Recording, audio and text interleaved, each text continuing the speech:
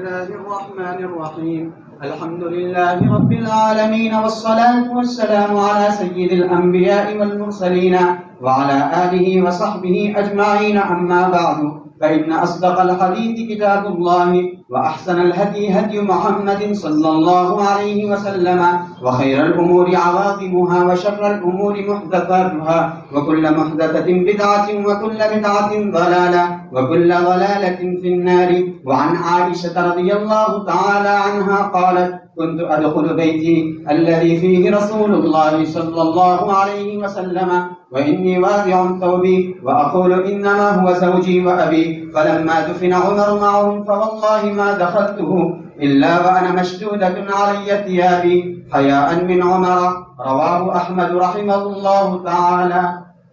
بسم اللہ الرحمن الرحیم نحمدہ ونصلی ونسلم علی رسولنا الکریم اما بعد.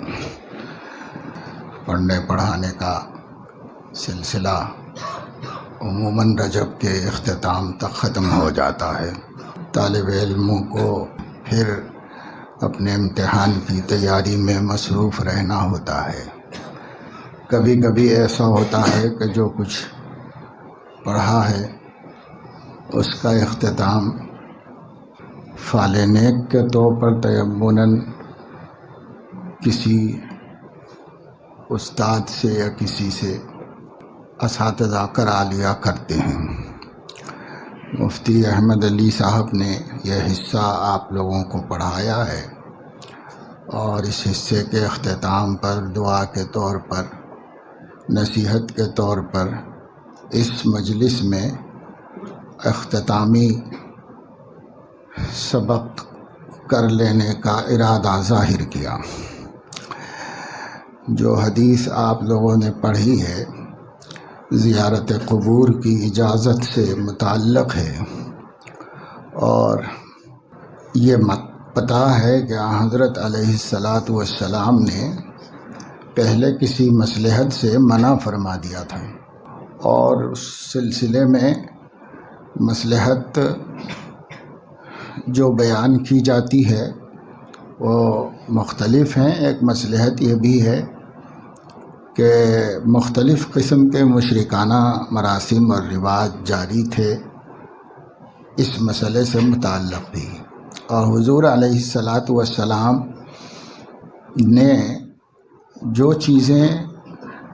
سماجی و معاشرتی و دینی اعتبار سے پہلے سے اچھی چلی آ رہی تھیں اسے منع نہیں کیا، اور جو چیزیں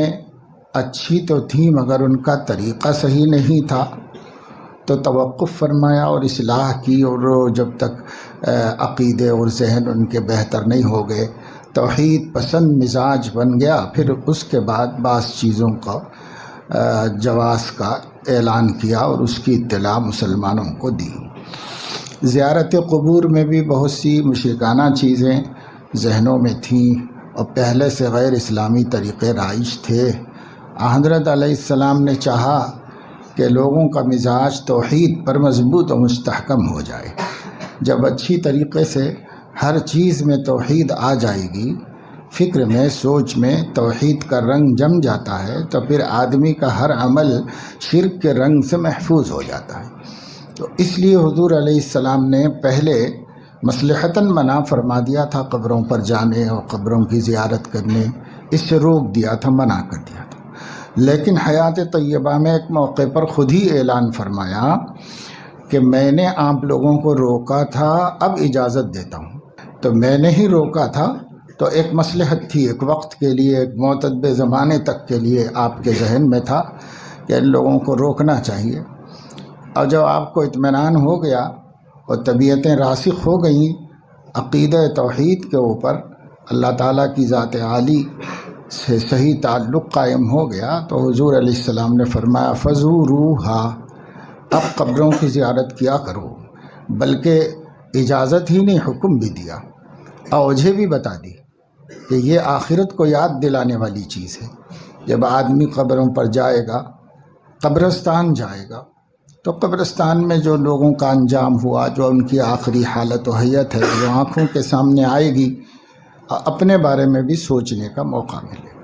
اس طریقے سے آدمی سوچے گا کہ بھائی ایک دن تو یہی سب کا حشر ہونا ہے، آج ہم کسی کی زیارت کرنے آئے ہیں، کل کوئی ہماری زیارت کرنے آئے گا، اور اسی جگہ پر ہمیں بھی آرام کرنا ہے، اور کوئی ٹھکانہ نہیں ہے۔ آدمی کتنا ہی صالح ہو کہ فاسق ہو، اور عاجز ہو کہ متکبر ہو، سب کا ٹھکانہ ایک ہی ہے، سب کو اسی حشر پر پہنچنا ہے۔ تو ولادت سے پہلے سب ایک تھے، اور موت کے بعد سب ایک ہو جائیں گے۔ جب سب کو ایک ہی ہو جانا ہے تو یہ دنیا میں اونچ نیچ کیا ہے؟ یہ چھوٹا بڑا اور حقیر و وقی کے فرق کیا ہیں دنیا کے اندر ہے؟ اگر تو پھر وہ ایمان اور تقوی کی بنیاد پہ تو ہو سکتا ہے۔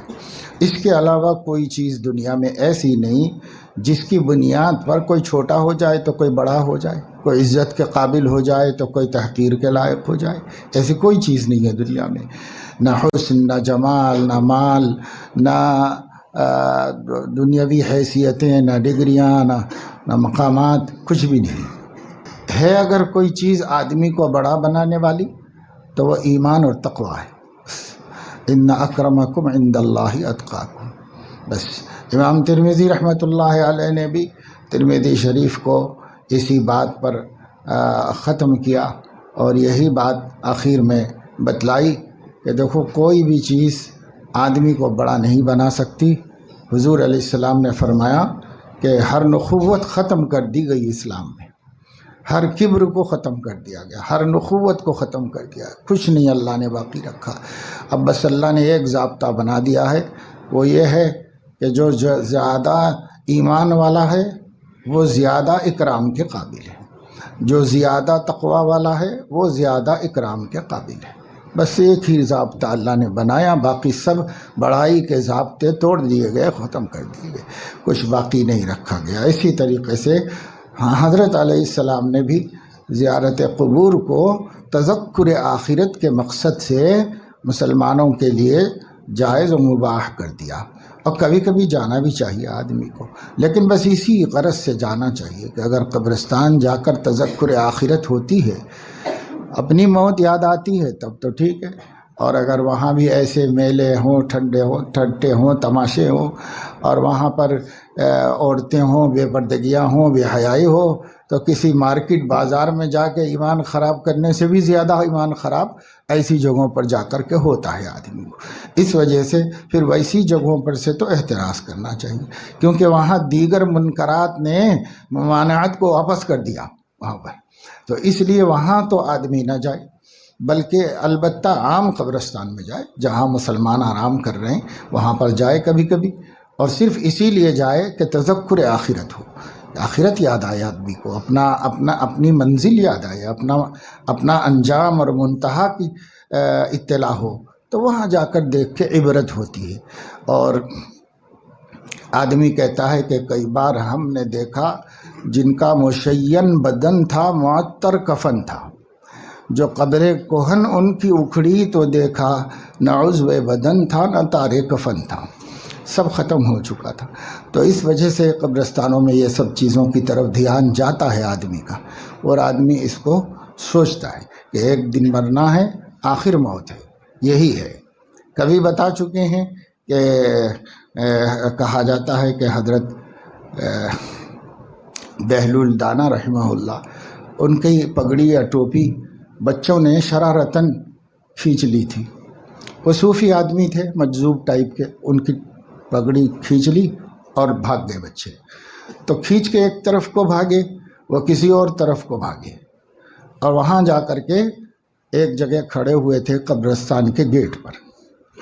تو کسی نے کہا کہ یہاں بغیر ٹوپی پگڑی کے ایسے کیوں کھڑے ہوئے ہیں آپ؟ تو کہنے لگے بچے میری ٹوپی چھین کے لے گئے۔ تو کہا بچے ادھر تھوڑی، بچے تو کہیں اور بھاگے ہیں، آپ یہاں آ کے کیوں کھڑے ہوئے؟ تو کہنے لگے کہ کس گلی میں جا کے ان کو ڈھونڈوں، یہ ایک ایسا دروازہ ہے جہاں پر سب محلے والوں کو آنا ہے، سب کو یہیں پر آنا ہے، تو یہاں کھڑا ہو گیا، تو یہیں آئیں گے تو مل جائیں گے، اور یہاں پوچھ لوں گا میں ان سے۔ تو دراصل اللہ کے نیک بندے بچوں کی کسی حرکت سے بھی ناراض نہیں، بلکہ ایک ایسی طریقے سے عبرت اور سبق دینا چاہتے تھے کہ اگر یہ ایک بات ذہن میں بیٹھ جائے تو آگے پھر کبھی کسی کو نہیں ستائیں، کیونکہ آدمی کو پتہ چلے گا بھئی وہاں جانا ہے، سب کو قبرستان جانا ہے۔ اس لیے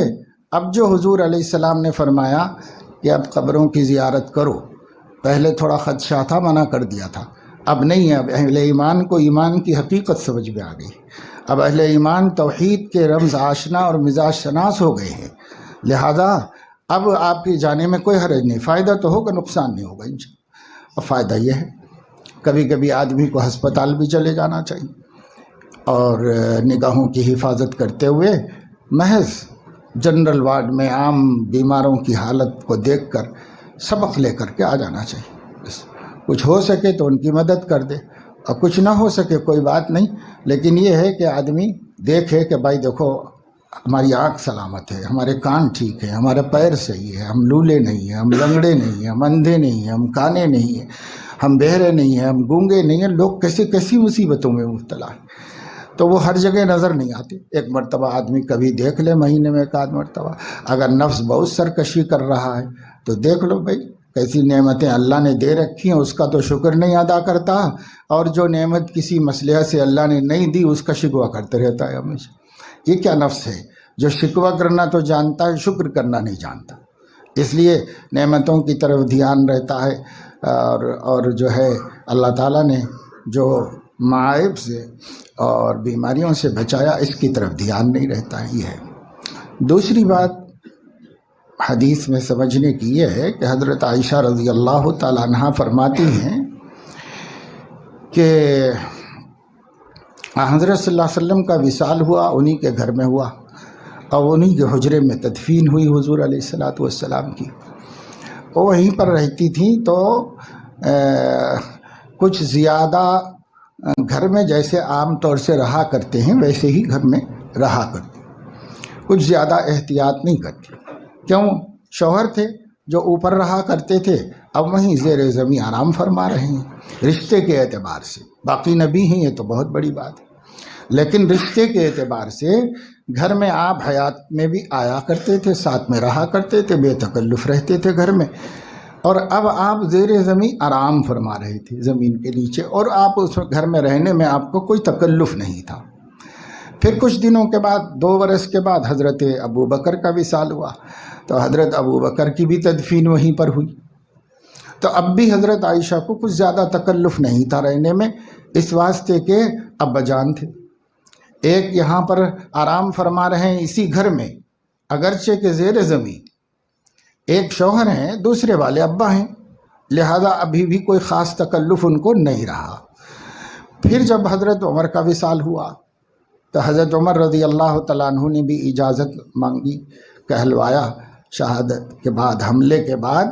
بیٹے سے کہا کہ جا کے پوچھو اماں جان کو میرا سلام کہو، اور حضرت عائشہ سے پوچھو کہ کیا مجھے اجازت ہے اپنے 2 رفیقوں کے ساتھ دفن ہو جاؤں، آپ کا حجرہ ہے اس میں میرے دفن کی اجازت ہے، پوچھ لو ان سے۔ پوچھا گیا تو حضرت عائشہ نے کہا کہ اگرچہ کہ میں نے اپنے لیے یہ جگہ رکھی ہوئی تھی، لیکن میں اپنے پر عمر کو ترجیح دیتی ہوں، ان کا مقام زیادہ ہے، وہ نبی کے مقربین میں سے ہیں، مناسب ہے انہی کی تدفین کر دی جائے۔ لیکن حضرت عمر نے وصیت فرمائی کہ میرے انتقال کے بعد، تجہیز اور تکفین ہو جانے کے بعد، میرا جنازہ تیار کر کے مسجد کے پاس رکھو لے جا کر کے، اور پھر اماں جان سے پوچھو،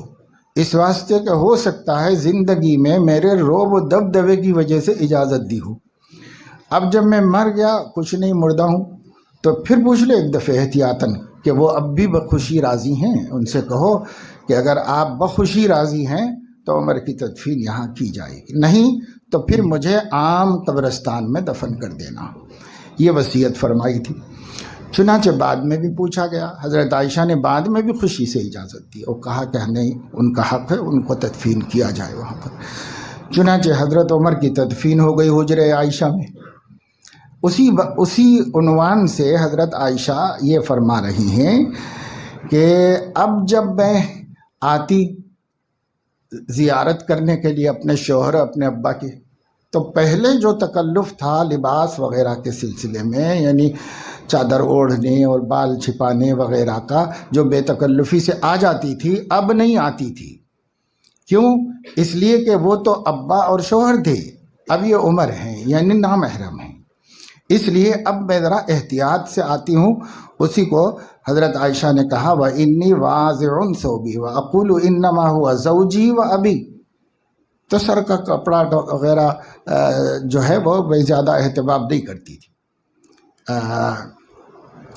کیا سوچتی تھی کہ یہ میرے شوہر ہیں اور یہ میرے ابا ہیں، تو یہاں کیا ہے، تو سب میرے محرم ہیں، اس لیے کچھ نہیں سوچتی تھی۔ فَلَمَّا دُفِنَ عُمَرُ مَعَهُمْ فَوَاللَّهِ مَا دَخَلْتُهُ إِلَّا وَأَنَا مَشْدُودَةٌ عَلَيَّ ثِيَابِي، تو خدا کی قسم عمر کی تدفین کے بعد سے یعنی باقاعدہ حجاب و برقعے کے ساتھ حاضر ہوتی تھی۔ آج کل ہم اس کو برقع کہتے ہیں، حجاب کے ساتھ آتی تھی، اس واسطے کہ ایک نامحرم بھی یہاں پر دفن ہے۔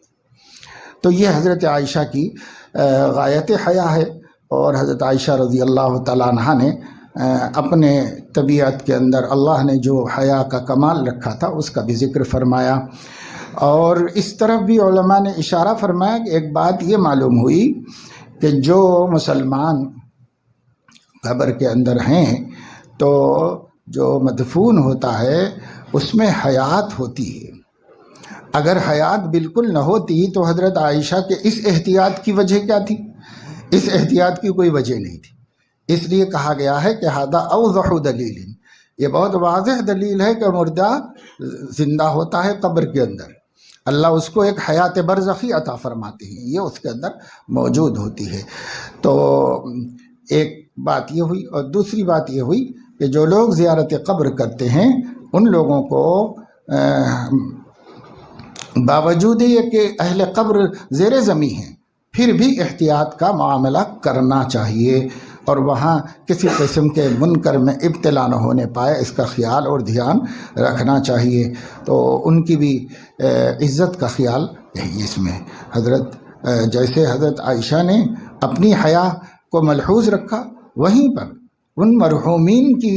عزت و احترام کو بھی ملحوظ رکھا، یہ ان کے احترام کا تقاضا تھا، اس وجہ سے یہ عمل انہوں نے ظاہر کیا۔ تو اس سے آپ کو تین باتیں معلوم ہوئیں۔ ایک بات تو یہ معلوم ہوئی کہ زیارت قبور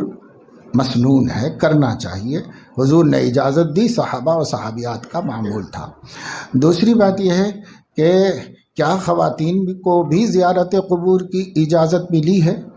کیونکہ حضور علیہ السلام نے مردوں سے تو خطاب کیا تھا، فرمایا تھا، اور بطور خاص عورتوں کے بارے میں نہیں فرمایا۔ اور پھر کیا ہے ان کے بارے میں حکم؟ تو کہتے ہیں کہ بعض حضرات کا خیال ہے کہ مطلقاً ممنوع ہے عورتوں کے واسطے، لیکن دیگر حضرات کہتے ہیں کہ مطلقاً ممنوع تو نہیں ہے، لیکن سدًا للذریعہ ان کو احتیاط کرنا چاہیے۔ وجہ اس کی یہ ہے کہ وہ ضعیف القلب ہیں اور بہت کمزور دل کی ہیں، ہو سکتا ہے کہ یہ منظر ان کے اوپر زیادہ اثر کر جائے اور اس کی وجہ سے کچھ ذہنی توازن ختم ہو جائے، یا یہ کہ وہ بے خود ہو جائیں، آپے سے باہر ہو جائیں اور جزع و فضا شروع کر دیں، بعض منکرات میں مبتلا ہو جائیں۔ ان چیزوں کے مرد سے خطرہ نہیں ہے، ان چیزوں کا عورت سے خطرہ ہے، اس لیے عورت اس سے احتیاط کرے تو بہتر ہے، لیکن فی نفسی ان کے لیے بھی جائز ہے کہ وہ بھی زیارت قبر کر سکتی ہیں، بشرطے کہ اپنے اوپر اعتماد اور اطمینان رکھتی ہوں۔ اور دوسری بات یہ ہے کہ جانا اس لیے ہے کہ تذکر موت ہو، آخرت یاد آئے، موت کی یاد آئے، بس یہ منشا ہے۔ اور یہ اس حصے کا ایک حصہ کر کے آپ لوگوں نے 3 حصوں میں پڑھی ہے کتاب، اس حصے کا یہ اختتامات ہے 5ویں کتاب، اور اس پر اختتام ہے کتاب الصلاۃ پر۔ عام طور سے محدثین جنازے کو بھی نماز جنازہ کہتے ہیں، دعائے مغفرت کو، اس کے لیے لفظ صلاۃ استعمال ہوتا ہے، تو کتاب الصلاۃ ہی کا ایک تتمہ اس کو بنا دیتے ہیں، اس کے اختتام پر اس کو بیان کر دیا جاتا ہے۔ تو بس یہ ہے، اور اس کو ذہن میں رکھنا چاہیے۔ اور سب سے بڑا سبق اس کے اندر جو ہے وہ حضرت عائشہ رضی اللہ تعالیٰ عنہ بڑے علم والی اور بڑے فضل والی خاتون تھی، غیر معمولی اللہ تعالیٰ نے ان کو دین کی فہم عطا فرمائی تھی، اور یہ ان کی جو احتیاط ہے، یہ احتیاط مجموعی طور پر آدمی کو احتیاط سکھاتی ہے، کیونکہ یہ خوبی صرف اسی ایک مسئلے کی نہیں ہے، بلکہ ان کا یہ مزاج بن گیا تھا کہ ہر خلاف احتیاط چیز سے بچتی تھی، لہذا انہوں نے یہاں احتیاط ہی کر دی، احتیاط کر لی۔ تو یہ ایک مزاج کا تقاضا تھا، ہر جگہ ہونا چاہیے، یہ تو ایک مثال ہو گئی، لیکن ہر جگہ آدمی کو جہاں پر اندیشہ معصیت ہو یا صورت معصیت سے بھی بچے آدمی، اس سے بھی احتیاط کر۔ یہاں تو کوئی گناہ نہیں تھا، بے پردگی کا سوال ہی نہیں تھا، وہ تو منو مٹی کے نیچے تھے، تو بے پردگی تو نہیں کہتے اس کو، لیکن جب طبیعت آدمی کی بن جاتی ہے تو پھر وہ ایسی چیزوں تک پہنچ جاتی ہے جو احتیاط اور تقوی کا اعلیٰ معیار ہوتا ہے۔ تو یہ اعلیٰ معیار ہے، کوئی حکم شرعی نہیں، اعلیٰ معیار ہے، اس کا خیال رکھنا چاہیے۔ اور اسی طرح قبرستان وغیرہ میں بھی آدمی جائے تو جس کی زیارت کے لیے گیا ہے بس اسی کو مقصود بنائے اور اسی کی طرف دھیان رکھے، اور کسی اور طرف اس کا دھیان نہ کرے۔ اپنے والد کے لیے گئے ہیں، والدہ کے لیے گئے ہیں، دادی کے لیے گئے ہیں، جو بھی ہیں اپنے جو محرم ہیں، بس اسی محرم کے دھیان میں جائے اور انہی کی قبر پر ان کے لیے، اور باقی عمومی مغفرت کی دعا سب کے لیے کر دی۔ جتنے شریک ہیں سب یہاں دفن ہیں، سب کے لیے عمومی دعائیں کرنا چاہیے، اور ایسی جگہوں پر نہیں جانا چاہیے جہاں پر کچھ منکرات ہوں شرعی، وہاں پر نہیں جانا چاہیے۔ اللہ تعالیٰ توفیق عمل نصیب فرمائے۔ چلو یہ سب دین ہی کی باتیں ہیں، یہ سب مجلس ہی ہے۔ چلیے بسم اللہ الرحمن الرحیم۔ سورۃ الفاتحہ مکیۃ، 7 آیات بالبسملة إن كانت منها، والسابعة صراط الذين إلى آخرها، وإن لم تكن منها فالسابعة غير المغضوب إلى آخرها۔ اگر بسم اللہ الرحمن الرحیم سورہ فاتحہ کا حصہ ہے، جیسا کہ امام شافعی رحمہ اللہ کا اور دیگر قراء کا خیال ہے کہ بسم اللہ الرحمن الرحیم سورہ فاتحہ میں مشمول ہے، اسی کی ایک آیت ہے، تو ایسی صورت میں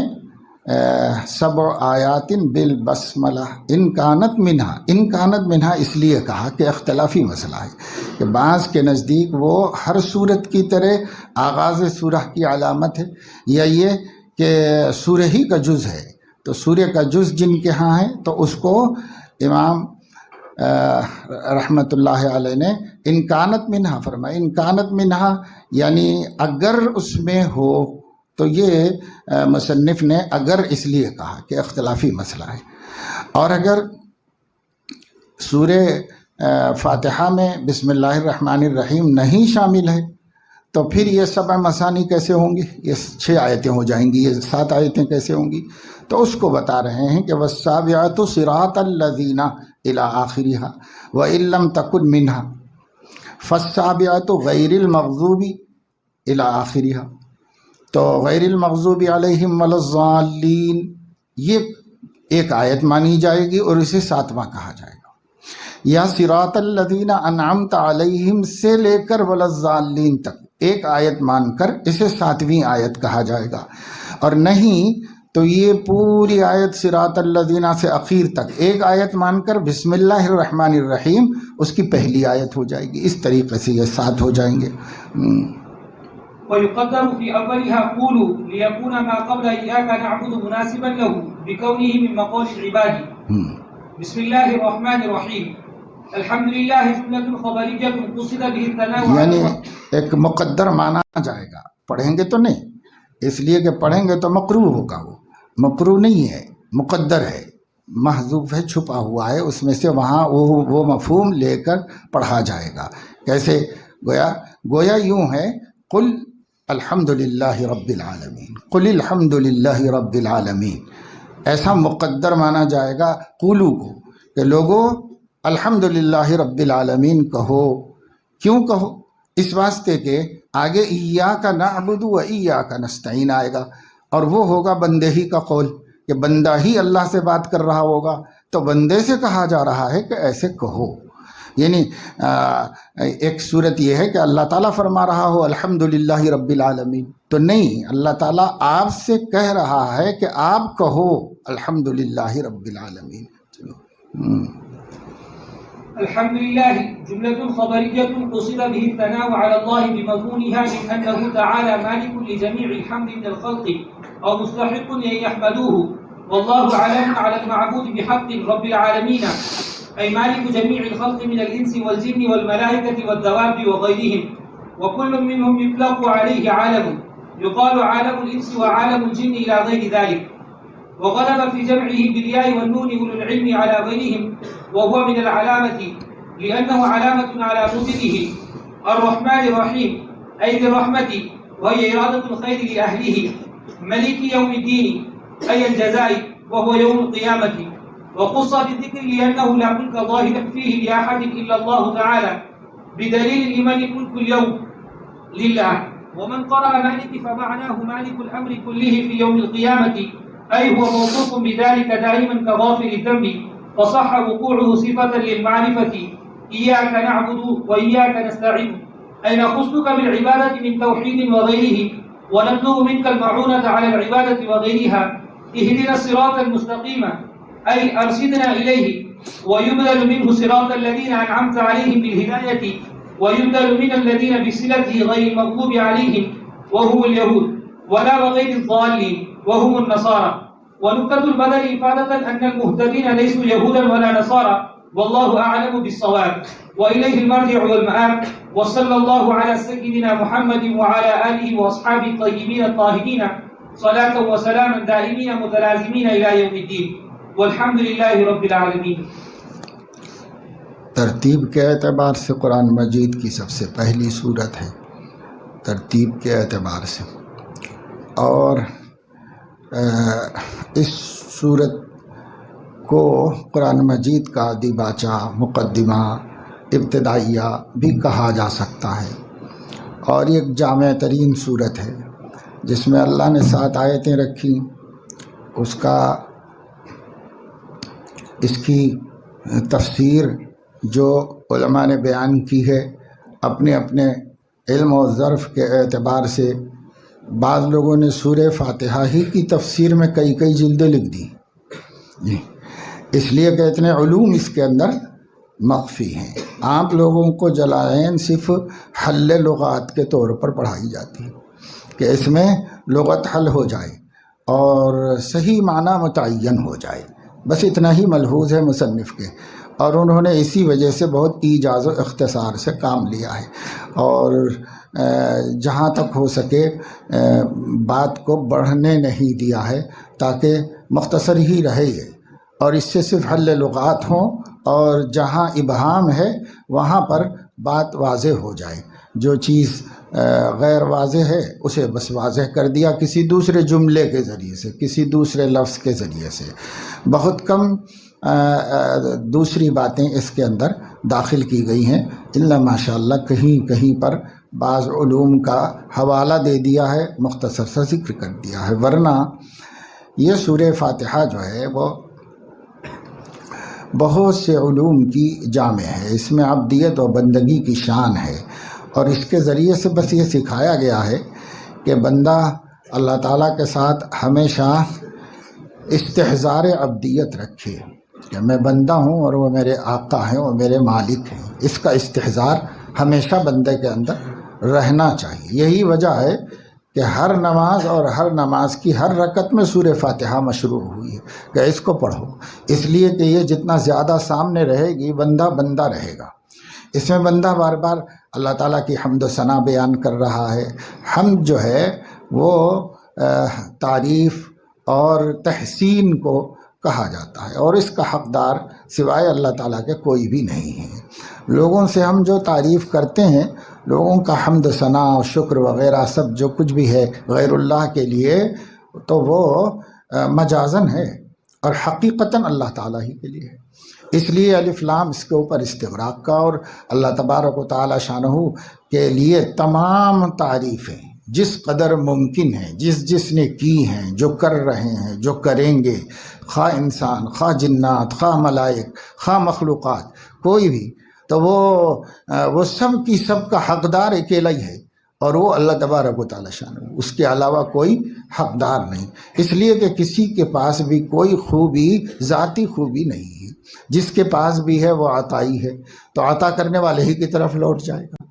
اگر آدمی کسی کو باپ نے کسی کو جو ہے 1,00,000 روپے دیے تو ماشاءاللہ بہت پیسے آپ کے پاس، تو اس کی تعریف کہاں ہوئی؟ اس نے تھوڑی کما کے لایا ہے، اس کو تو اس کے باپ سے مل گئے، تو تعریف اس کے دینے والے کی ہو گئی۔ اسی طریقے سے جب کوئی آدمی کہتا ہے بہت عمدہ مکان ہے تو معمار کی تعریف ہوتی ہے، اگرچہ کہ معمار ذہن میں بھی نہیں آتا، بولنا مقصد بھی نہیں ہے، کچھ نہیں،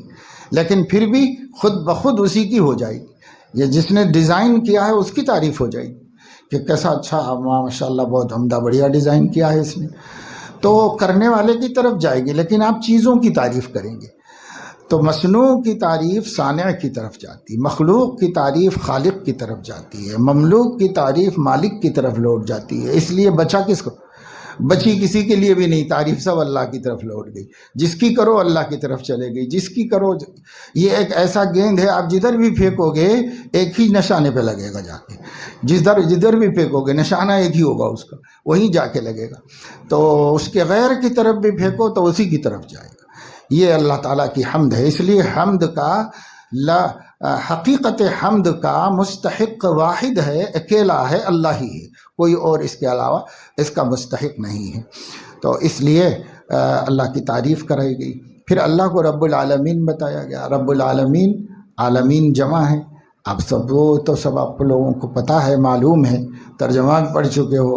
عالم ایک ہے، ایک عالم انس، ایک عالم جن، ایک عالم حیوان، ایک عالم طیور، اور اسی طریقے سے جتنی علیحدہ علیحدہ مخلوقات اللہ نے بنائی ہے، ہر مخلوق ایک عالم ہے، اور اس طرح 40,000 یا 80,000 ایسا روایتوں میں آتا ہے کہ عوالم ہیں، اور اللہ سب کا رب ہے،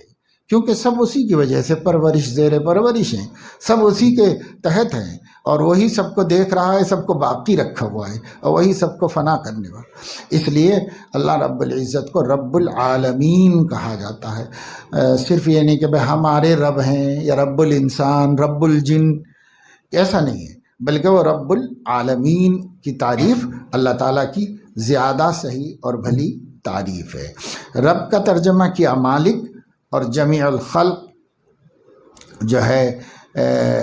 من الانس والجن والملائکہ والدواب وغیرہم، یہ ہے، اور وہو من العلامتی لأنہ علامت علی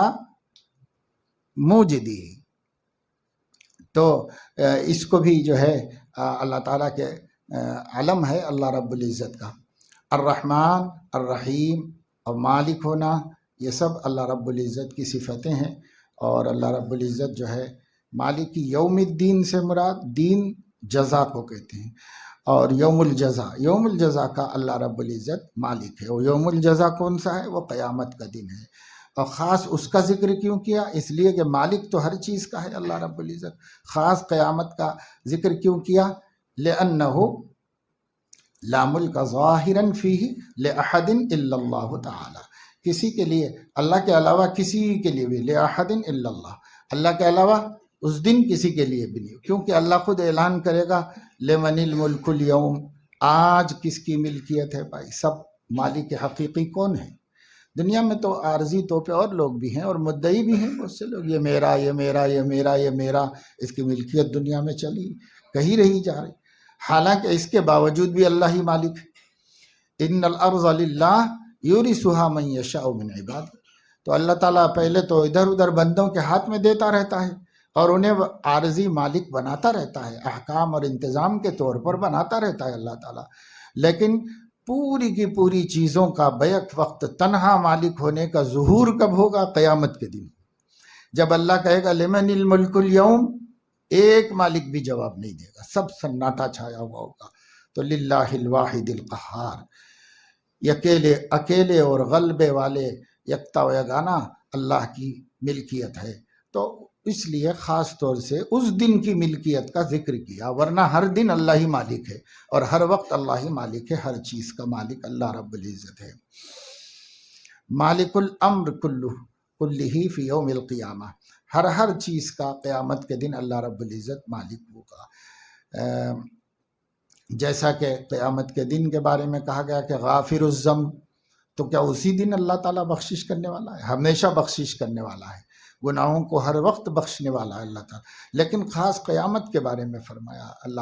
اللہ رب العزت کے بارے میں اس صفت کو۔ اور اہدنا الصراط المستقیم، اس میں ایاک نعبد و ایاک نستعین درمیانی آیت ہے، اس میں سکھایا گیا کہ ہم آپ ہی کی عبادت کرتے ہیں اور آپ ہی سے مدد طلب کرتے ہیں۔ اس میں یہ بھی کہا جا سکتا تھا نعبدو کا و نستعینو کا، تو اور مختصر ہو جاتا جملہ، لیکن ایسے نہیں کہا گیا، بلکہ ایاک نعبد و ایاک نستعین کہا گیا، اس میں حصر کرنے کے لیے کہ ہم صرف آپ ہی کی عبادت کرتے ہیں، آپ کے علاوہ کی عبادت کا کوئی تصور ہم کو نہیں، اور آپ ہی سے مدد مانگتے ہیں، آپ کے غیر سے استعانت کا کوئی ہمارا ذہن نہیں ہے، صرف ہم آپ ہی سے استعانت مانگتے ہیں۔ چونکہ مشرکین مختلف کاموں میں مختلف مورتیوں اور دیویوں اور دیوتاؤں سے مدد طلب کرتے تھے، جنات سے مدد طلب کرتے تھے، وہ کئی جگہوں سے استعانت کرتے تھے۔ ایمان والوں کو سکھایا گیا کہ کہیں نہیں، استعانت صرف اللہ ہی سے کی جاتی۔ حضور علیہ السلام نے فرمایا اذا سألت فاسأل اللہ وَإِذَا اسْتَعَنْتَ فَاسْتَعِنْ بِاللَّهِ، اگر مانگو تو اللہ سے مانگو، اور مدد کی ضرورت ہو تو صرف اللہ سے طلب کرو، تو اللہ تعالیٰ سے مدد طلب کی جاتی ہے۔ دنیا میں جو ایک دوسرے سے تعاون حاصل کیا جاتا ہے یہ تناصر ہے اور امداد باہمی ہے، یہ استعانت نہیں ہے۔ استعانت اللہ تعالیٰ سے، کیونکہ استعانت جو ہے قدرت علی الفعل اور خلق فعل میں مانگی اللہ تعالیٰ سے مانگی جاتی ہے کہ بھئی ہمارے پاس تو اختیار اسباب ہے، لیکن قدرت علی الخلق ہمارے پاس نہیں ہے، یہ طاقت اللہ ہی کی ہے اور کسی کی بھی نہیں، اس لیے لا حول ولا قوت الا باللہ کہتے ہیں، اور اسی وجہ سے ایاک نعبد و ایاک نستعین کہتے ہیں۔ یعنی اگر ہم خیر کے اسباب بنا بھی لیں تو ان اسباب کو مفید ہونا یہ اللہ کے ہاتھ میں ہے، اور اس کو پیدا کر دینا خلق فعل یہ بندے کے ہاتھ میں نہیں ہے۔ اس لیے اور کس سے مانگیں گے؟ کوئی مخلوق ایسی نہیں جو خلق فعل کر سکے، اس لیے اللہ ہی سے مدد مانگنی پڑے گی، تبھی جا کے خیر ہوگا اور تبھی جا کے شر سے حفاظت ہوگی، اور کوئی صورت نہیں ہو سکتی۔ اس لیے اس میں یہ معاہدہ اللہ سے کر دیا گیا۔ حدیث میں آتا ہے کہ جب بندہ یہ کہتا ہے ایاک نعبد و ایاک نستعین، تو اللہ تعالیٰ اس کے جواب میں کہتے ہیں کہ ھذا بینی و بین عبدی ولعبدی ما سأل، یہ میرے اور بندے کے درمیان ایک ایگریمنٹ ہے، اب اس کے بعد بندہ جو پوچھے گا میں اس کو دے دوں گا۔ اس کے بعد بندے کو سکھایا گیا کہ فوراً یہ پوچھو اہدنا الصراط المستقیم، اور اس کے دینے کا وعدہ اس سے پہلے ہی اللہ کر چکی ہے، یعنی مقبول دعا ہے، یعنی اللہ پہلے ہی کہ جب آپ نے کہا ایاک نعبد و ایاک نستعین، تو اللہ کہتے ہیں ھذا بینی و بین عبدی ولہ ما سأل،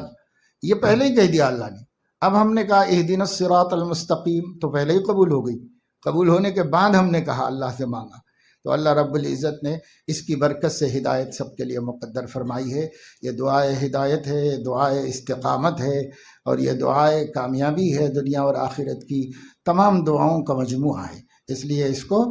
بنیت دعا بھی پڑھتے رہنا چاہیے۔ بنیت قراءت تو نماز میں پڑھتے ہیں، بنیت دعا بھی پڑھتے رہنا چاہیے۔ اور الذین انعمت علیہم کون ہیں؟ تو سورہ توبہ میں اللہ نے فرمایا اولئک الذین انعم اللہ علیہم من النبیین والصدیقین والشہداء والصالحین۔ جب ہم کہیں صراط الذین انعمت علیہم، ہمارے ذہن میں یہ چار منظر ہونے چاہیے، نبیین، صدیقین، شہداء اور صالحین، ان کے راستے پہ چلنا ہے ہم کو، بس انہی پہ راستے پہ قائم رکھے۔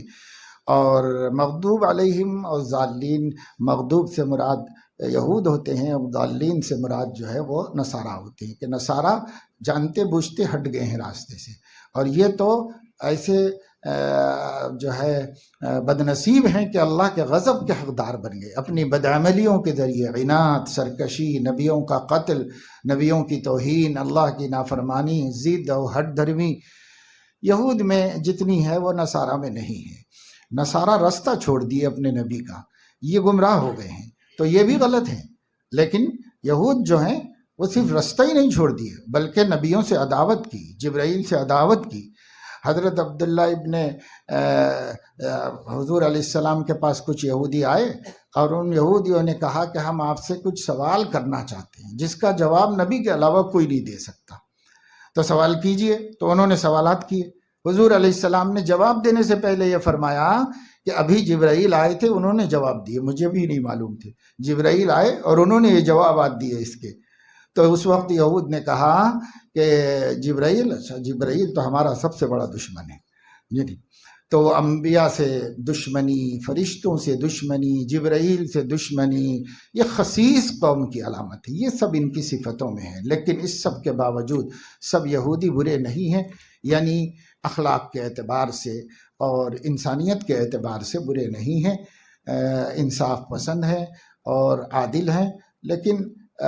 اب اللہ دین کے اعتبار سے وہ گمراہ ہیں، دین کے اعتبار سے۔ لیکن یہودیوں کی اکثریت ایسی ہے، وَدَّ كَثِيرٌ مِّنْ أَهْلِ الْكِتَابِ، سب نہیں، بہت سے لوگ ایسے ہیں، بہت سے ایسے ہیں، سب ایسے نہیں۔ تو اس کی طرف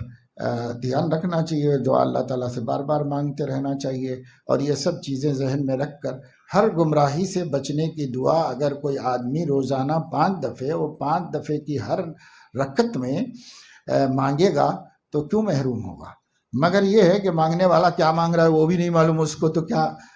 مانگ رہا ہے؟ تو اس لیے دھیان رکھ کر کے ترجمے پر